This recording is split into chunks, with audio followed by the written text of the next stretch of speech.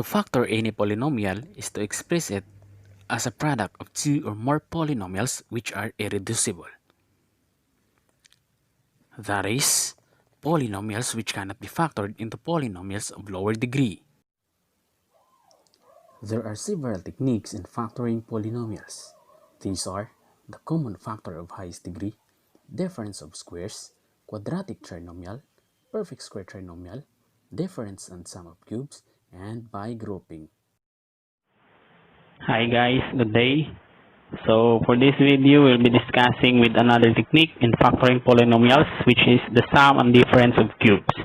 So for the sum and difference of cubes, it follows the pattern a cube plus b cube. So if the pattern is a cube plus b cube, we have the factors a plus b times a squared minus ab plus b squared.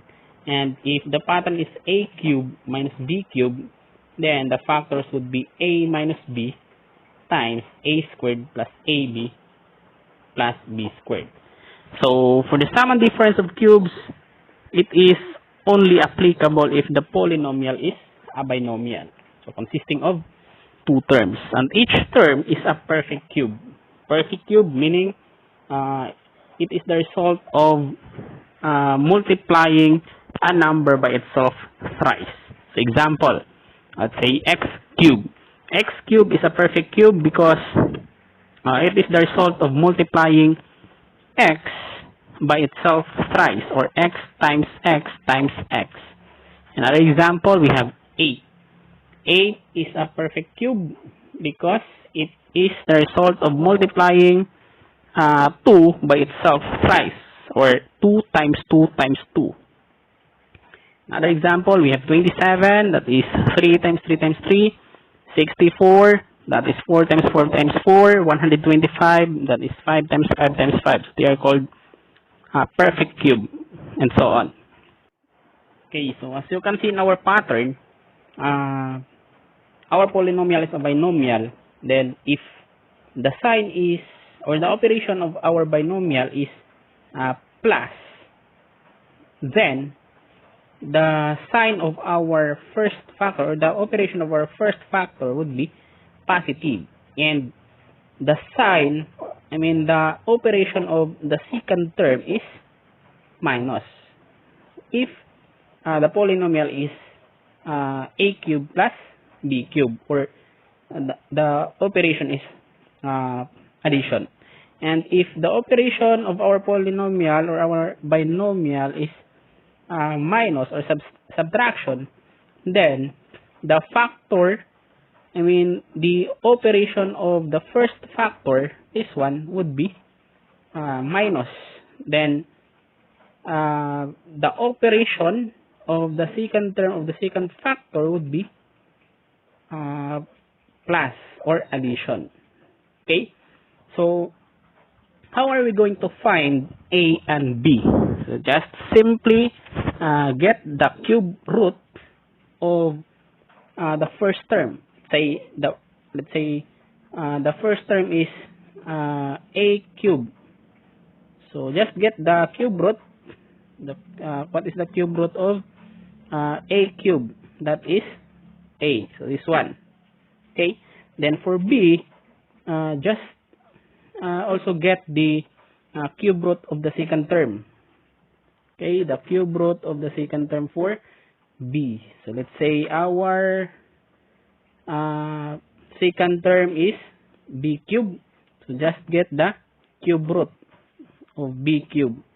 So the cube root of b cube is b. So this one. Okay, so that's how to find a and b. Okay, so let us have an example. We're going to factor x cubed plus 8. Okay, so as you can see in our polynomial, it is a binomial, and then the operation is addition. So we're going to use the pattern a cubed plus b cubed. Then the factors would be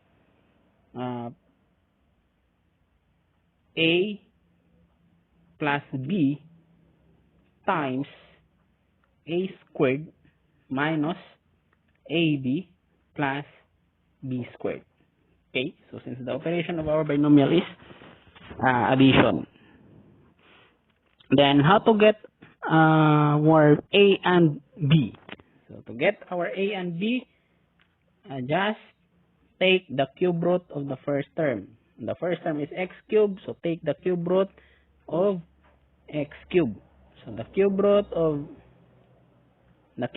x cubed is equal to x. Then our A now is x. Then for the value of B, just take the cube root of the second term. The second term is 8. So we have our B is equal to the cube root of 8. And what is the cube root of 8? That is 2. Okay, so we now have the value of B, which is 2. Then next step, we're going to substitute our A and B to the pattern. We have B is 2. So again, our pattern, we have A plus B times A squared minus AB plus B squared. Okay, so that is our pattern. So let us just substitute our A and B. So x and 2. So it will become x, our A is x, plus our B is 2. Then substitute. Again, our A is x, so it will become x squared minus our A again is x, then our B is 2, so AB, that is x times 2. Because our A is x and our B is 2. So x times 2 is 2x. Then plus our B is 2. So it will become 2 squared. So what is 2 squared? 2 squared is 4. Okay? So the patterns now, the factors now of x cubed plus 8 is x plus 2 times x squared minus 2x plus 4. So if you want to check if your answer is correct, just distribute x plus 2 to x squared minus 2x plus 4. This one. Okay?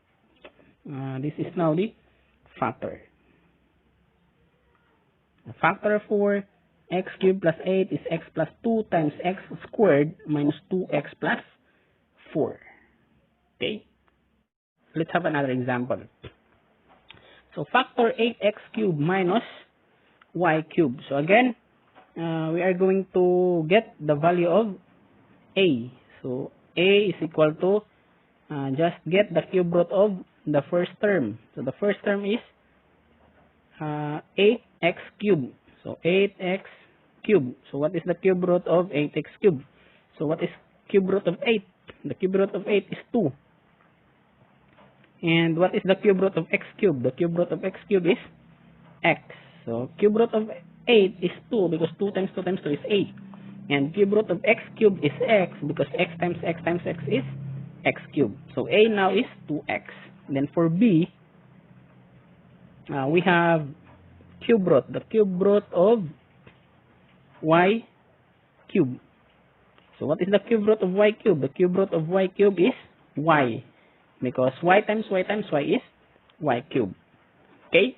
So we now have the value of a is 2x and the value of b is y. So let us now substitute our values for a and b.